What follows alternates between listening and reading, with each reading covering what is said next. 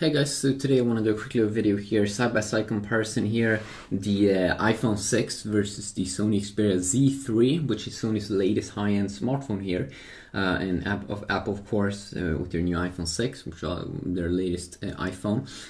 So to start off here, I have the copper edition of the Sony Xperia Z3 here, and the like gold color iPhone, which is I think both look pretty nice. There's a bad thing though with Sony Xperia Z3 already here from the start. It seems like it spins around a little bit too much on the table. Sometimes when I play music, it even moves around. I don't think, I mean, I have the Z2, and I think the Z2 had some things on the sides of the phone, so it didn't move around that much. And also it looks like it could be a little bit too much of a fingerprint magnet, but looks extremely cool though. But then the iPhone here with this like matte back and this antenna design, definitely do enjoy it as well. And this rounded off design on these sides, which is a very cool step up. And this one also is featuring a very similar thing there, with a way more rounded design compared to what you did get on the Xperia Z2. This one, of course, waterproof and water resistant as well. So let's just check out some other specs here on these two devices over here. So we do have a 4.7-inch display here, so a little bit smaller on the iPhone, versus 5.2-inch display here on the Xperia Z3. The Xperia Z3 also looks like it's a little bit thicker versus the slim iPhone.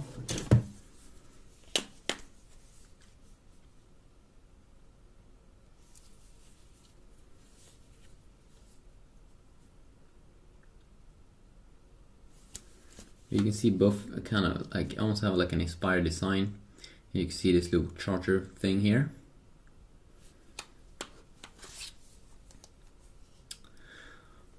What else kind of specs do we have? Well, it's not just that, of course. We do have the latest version of Android here, and we do get Apple's latest iOS version here, which is iOS 8.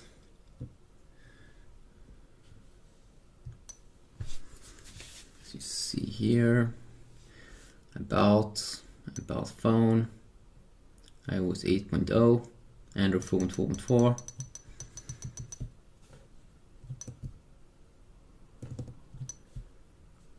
You can kind of see here multitasking, of course. Close all, pretty nice.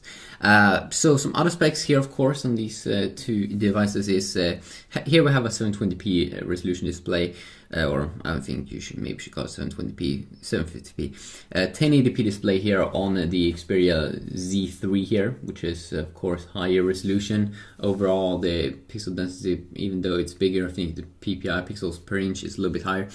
16 and 32 GB variants of both these two devices.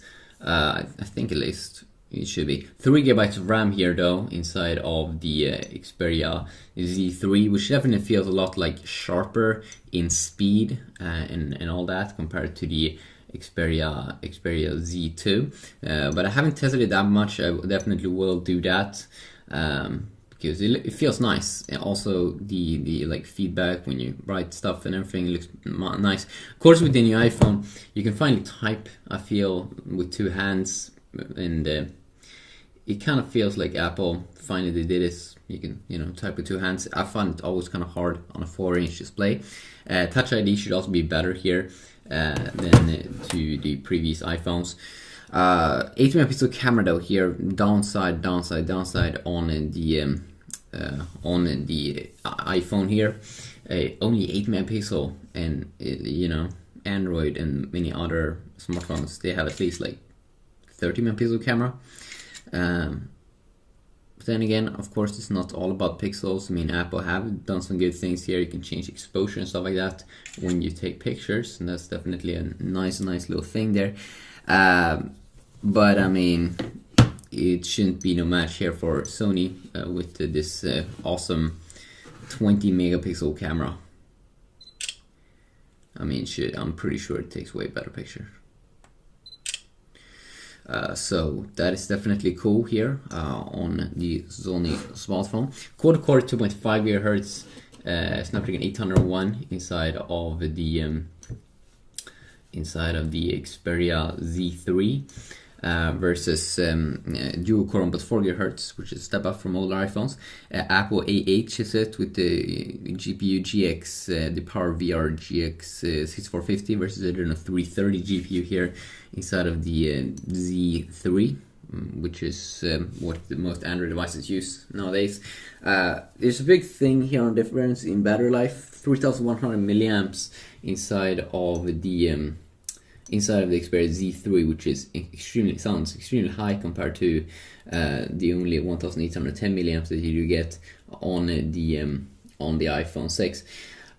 You can also see here it has a great power management app here, where you can have a bunch of different modes. You can see how long battery life and stuff like that. Of course, the iPhone also has similar things. If we go into general, you see usage, battery usage. You can at least see what kind of apps that's using battery life.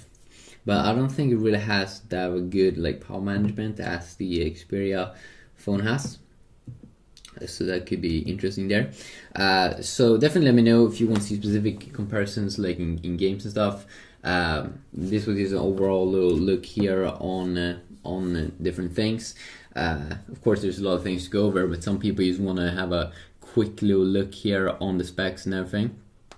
And maybe they could decide from that which is their favorite device. You can also see this one has a little almost looks a little bit, this glass goes off on the sides, so it could create a cool effect when you're close to sun or a light source. So definitely let me know what you want to see on these two devices. Both are very, very great devices. I have to test them more though to get a better feel of them, because I just recently got both. But very, very cool, and hopefully you did enjoy these two devices over here, and definitely let me know which one here is your favorite. Of course, big selling points here for the Sony device, of course, is that it's water resistant and dust resistant. That's something that's definitely pretty awesome. So yeah, peace out.